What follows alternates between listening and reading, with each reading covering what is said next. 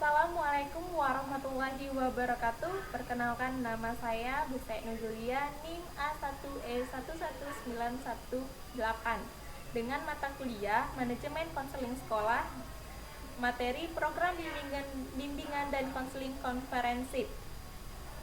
Pengertian dari bimbingan komprehensif yaitu bimbingan komprehensif adalah pemberian bantuan kepada peserta didik melalui layanan dasar bimbingan, layanan responsif, layanan perencanaan individual, dan dukungan sistem sesuai dengan norma yang berlaku di masyarakat. Yang pertama, rasional. Rumusan dasar pemikiran tentang urgensi bimbingan dan konseling dalam keseluruhan program sekolah atau madrasah. Rumusan ini dapat menyangkut konsep dasar yang digunakan, kaitan bimbingan dan konseling dengan pembelajaran dan implementasi kurikulum, dampak perkembangan iptek dan sosial budaya terhadap gaya hidup masyarakat atau termasuk para peserta didik, dan hal-hal lain yang dianggap relevan. Dalam analisis saya pada saat ke sekolah, yaitu layanan bimbingan dan konseling yang diselenggarakan oleh SMA Negeri 04 Jambi memiliki banyak tantangan, baik secara internal maupun eksternal. Dari sisi internal, problematika yang dialami oleh sebagian besar peserta didik bersifat kompleks. Beberapa di antaranya adalah problem terkait penyesuaian akademik di sekolah, penyesuaian diri dengan pergaulan sosial di sekolah, ketidakmatangan orientasi pilihan karir, dan lain-lainnya. Dari sisi eksternal, peserta didik yang notabene berada dalam rentang usia anak persiapan menuju remaja awal juga dihadapkan dengan perubahan-perubahan cepat yang terjadi dalam skala global. Perkembangan teknologi informasi yang begitu cepat dan pasif seringkali memberikan dampak negatif bagi perkembangan pribadi sosial peserta didik di sekolah. Sebagian contoh, akses tak terbatas dalam dunia maya seringkali melahirkan budaya instan dalam mengerjakan tugas, maraknya pornografi, dan problem lainnya. Selanjutnya yaitu dasar hukum. Dasar hukum yang menjadi landasan penyelenggaraan bimbingan dan konseling yang meliputi dasar hukum tingkat pemerintah daerah hingga satuan pendidik. Yang pertama, pelayanan bimbingan dan konseling sebagai salah satu layanan pendidikan yang harus diperoleh semua peserta didik telah termuat dalam Undang-Undang Republik Indonesia Nomor 86 Tahun 1989 tentang Sistem Pendidikan Nasional dan Peraturan Pemerintah Nomor 28 Tahun 90 tentang Pendidikan Dasar dan Nomor 29 Tahun 90 tentang Pendidikan Menengah. Kedua, konselor sebagai salah satu jenis tenaga pendidikan dalam Undang-Undang Republik Indonesia Nomor 20 Tahun 2003 tentang Sistem Pendidikan Nasional. Pada bab 1, pasal 1 angka 6 dinyatakan bahwa pendidik adalah tenaga kependidikan yang berkualifikasi sebagai guru, dosen, konselor, pamong belajar, widyaswara, tutor, instruktur, fasilitator, dan sebutan lain yang sesuai dengan kekhususannya, serta berpartisipasi dalam penyelenggaraan pendidikan. Ketiga, pelayanan konseling yang merupakan bagian dari kegiatan pengembangan diri telah termuat dalam struktur kurikulum yang ditetapkan dalam Peraturan Menteri Pendidikan Nasional Republik Indonesia Nomor 22 Tahun 2006 tentang standar isi untuk satuan pendidikan dasar menengah. Keempat, beban kerja guru bimbingan dan konseling atau konselor pada pasal 54 ayat 6 Peraturan Pemerintah Republik Indonesia Nomor 74 Tahun 2008 tentang guru yang menyatakan bahwa beban kerja guru bimbingan dan konseling atau konselor yang memperoleh tunjangan profesi dan maslahat tambahan ada mengampu bimbingan dan konseling paling sedikit 150 peserta didik per tahun pada satu atau lebih satuan pendidik. Lebih lanjut dalam penjelasan pasal 54 ayat 6 yang dimaksud dengan mengampu layanan bimbingan dan konseling adalah pemberian perhatian, pengarahan, pengendalian dan pengawasan kepada sekurang-kurangnya 150 peserta didik yang dapat dilaksanakan dalam bentuk pelayanan tatap muka terjadwal di kelas dan layanan perseorangan atau kelompok bagi yang dianggap perlu dan memerlukan. Kelima, penilaian kinerja guru, bimbingan dan konseling atau konselor pada Pasal 22 ayat 5 Peraturan Bersama Menteri Pendidikan Nasional dan Kepala Badan Kepegawaian Negara nomor 3 garis miring F garis miring PB garis miring 2010 dan nomor 14 tahun 2010 tentang petunjuk pelaksanaan jabatan fungsional guru dan angka kreditnya. Dinyatakan bahwa penilaian kinerja guru, bimbingan dan konseling atau konselor dihitung secara proporsional berdasarkan beban kerja wajib paling kurang 150 orang siswa dan paling banyak 250 orang siswa per tahun. Keenam, Peraturan Menteri Pendidikan Nasional Republik Indonesia nomor 27 tahun 2008 tentang standar kualifikasi akademik dan kompetensi konselor yang menyatakan bahwa kualifikasi akademik konselor dalam satuan pendidikan pada jalur pendidikan formal dan non-formal adalah sarjana pendidikan S1 dalam bidang bimbingan dan konseling, berpendidikan profesi konselor. Kompetensi konselor meliputi kompetensi pedagogik dan kompetensi kepribadian, kompetensi sosial dan kompetensi profesional yang berjumlah 17 kompetensi dan 76 subkompetensi. Ketujuh, Peraturan Menteri Pendidikan dan Kebudayaan Republik Indonesia nomor 6968 tahun 2003 tentang kerangka dasar dan struktur kurikulum SMP atau MTS nomor 29 tahun 2013 tentang kerangka dasar dan struktur kurikulum SMK atau SMA dan nomor 70 tahun 2013 tentang kerangka dasar dan struktur kurikulum SMK atau MAK yang memberikan kesempatan kepada peserta didik belajar berdasarkan minat mereka. Struktur kurikulum memperkenalkan peserta didik melakukan pilihan dalam bentuk pilihan kelompok peminatan, lintas minat atau pendalaman minat. Kedelapan, Peraturan Menteri Pendidikan Nasional nomor 111 tahun 2014 tentang bimbingan dan konseling pada pendidikan dasar. Dalam Permendiknas tersebut menyebutkan bahwa komponen layanan bimbingan dan konseling memiliki 4 program yang mencakup: pertama, layanan dasar, layanan peminatan dan perencanaan individual, ketiga, layanan respondi, dan keempat, layanan dukungan sistem. Bidang layanan bimbingan dan konseling mencakup bidang layanan pribadi, bidang layanan belajar, bidang layanan sosial, dan bidang layanan karir. Terakhir, Panduan Operasional Penyelenggaraan Bimbingan dan Konseling SMA 2006 di Dirjen Guru dan Tenaga Kependidikan. Pada POP BK SMK ini dapat memfasilitasi guru BK atau konselor dalam melaksanakan, mengevaluasi, melaporkan, dan menindaklanjuti layanan bimbingan dan konseling. Yang selanjutnya yaitu visi dan misi. Visi, gambaran yang dicita-citakan untuk diwujudkan program BK bagi konseling berdasarkan visi sekolah. Misi, tugas yang dilaksanakan dalam rangka pencapaian visi program BK bagi konseling. Visi dan misi dari SMA Negeri 04 Jambi yaitu visi mewujudkan peserta didik yang cerdas, spiritual, intelektual, komprehensif, dan berwawasan lingkungan. Sedangkan misi yang pertama mewujudkan peserta didik yang bermain dan bertakwa kepada Tuhan Yang Maha Esa serta berbakti kepada nusa dan bangsa. Kedua, melaksanakan kegiatan pembelajaran dan bimbingan secara efektif sehingga yang dimiliki setiap siswa dapat berkembang seoptimal mungkin. Ketiga, meningkatkan dan mengembangkan standar kompetensi dan profesionalisme guru. Keempat, menumbuhkan semangat Keempat, menumbuhkan semangat keunggulan secara intensif kepada seluruh warga sekolah.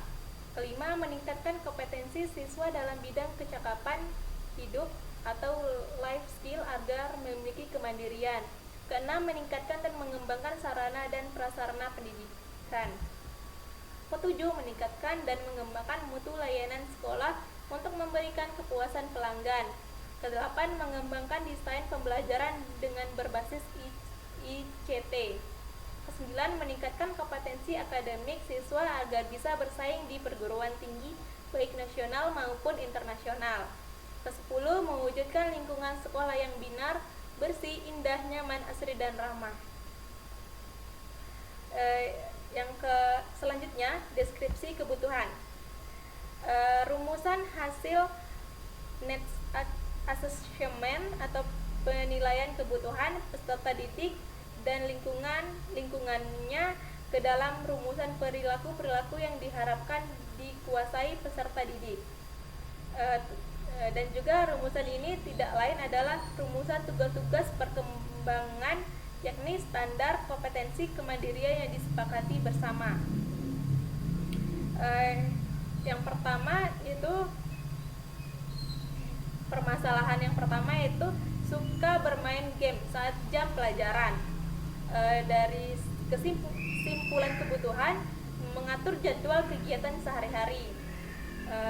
Yang kedua, permasalahan kedua, suka menyontek pada teman. Simpulan kebutuhan, mandiri dan harus percaya pada jawaban diri sendiri. Permasalahan ketiga, tidak memiliki kepercayaan diri atau insecure. Kesimpulan kebutuhan, memiliki kepercayaan diri. Permasalahan keempat, tidak bisa berbicara di depan banyak orang. Kesimpulan kebutuhan yaitu harus memiliki kepercayaan diri. Selanjutnya yaitu tujuan.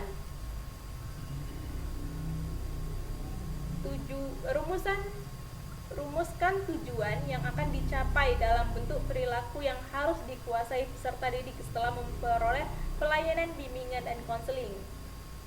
Rumusan tujuan dibuat berdasarkan hasil asesmen yang dilakukan atau hasil deskripsi kebutuhan peserta didik atau konseling.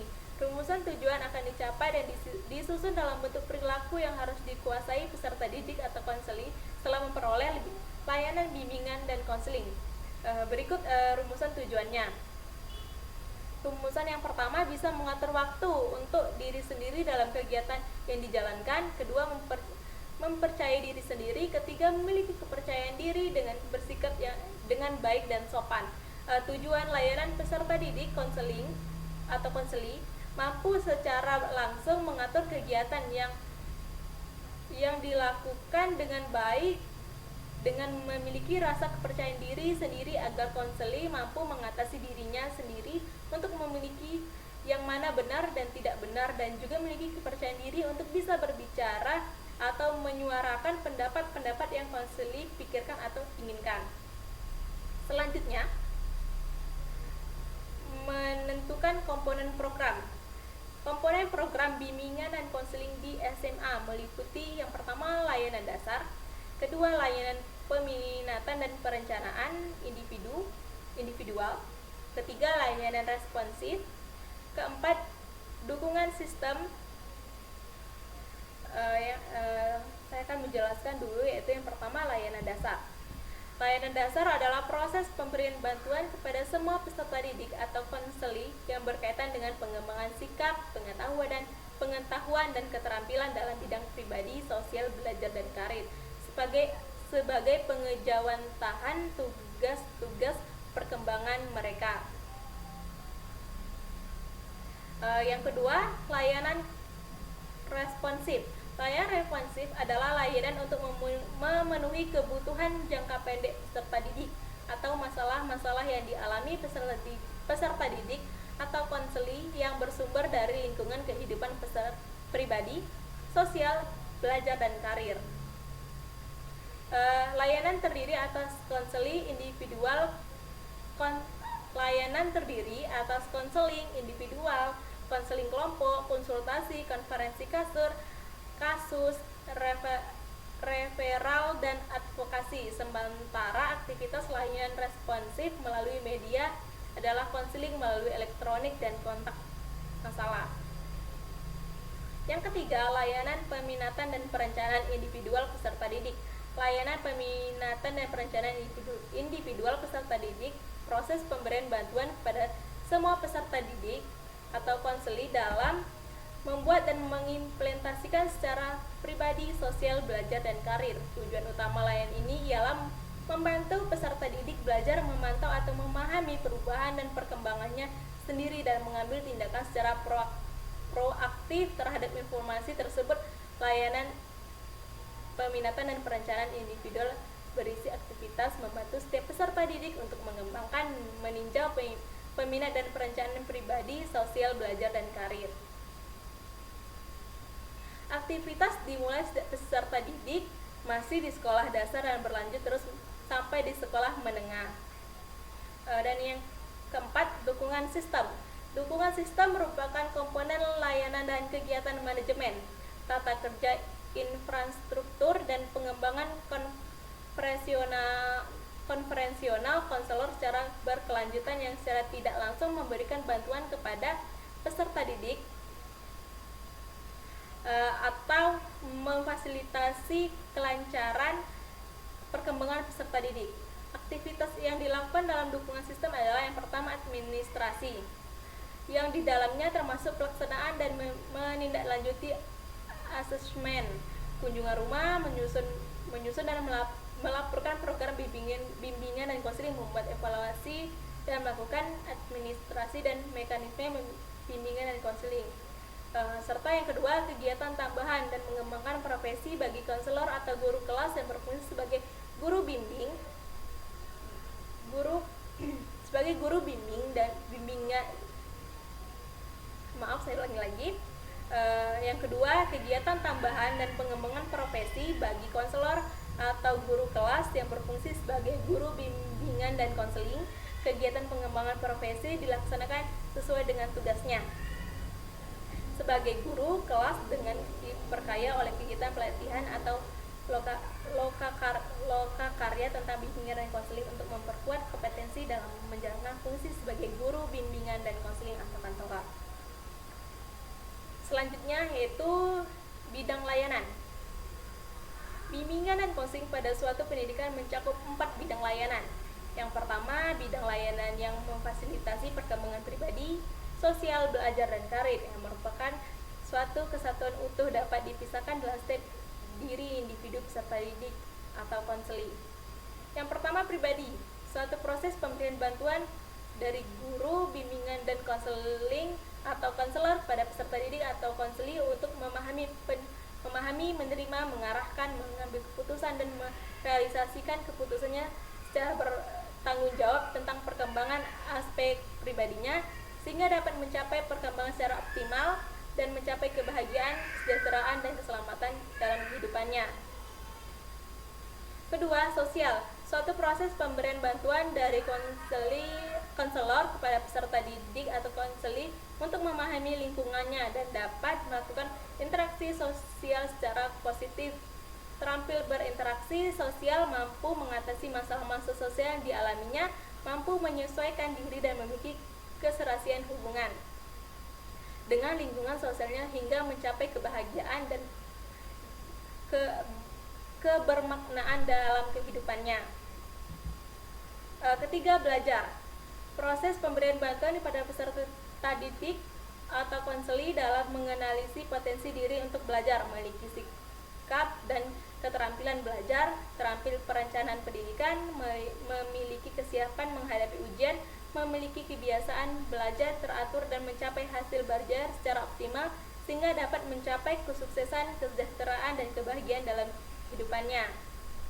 Keempat, proses pemberian bantuan oleh guru bimbingan dan konseling atau konselor kepada peserta didik atau konseli untuk mengalami pertumbuhan, perkembangan, eksplorasi, aspirasi, dan pengambilan keputusan karir sepanjang tentang hidupnya secara rasional dan realistis berdasarkan informasi, potensi diri, dan kesempatan yang tersedia di lingkungan kehidupannya sehingga mencapai kesuksesan dalam kehidupannya. saja yang bisa saya sampaikan. Maaf kalau ada kesalahan dari kata dan kekurangan, saya ucapkan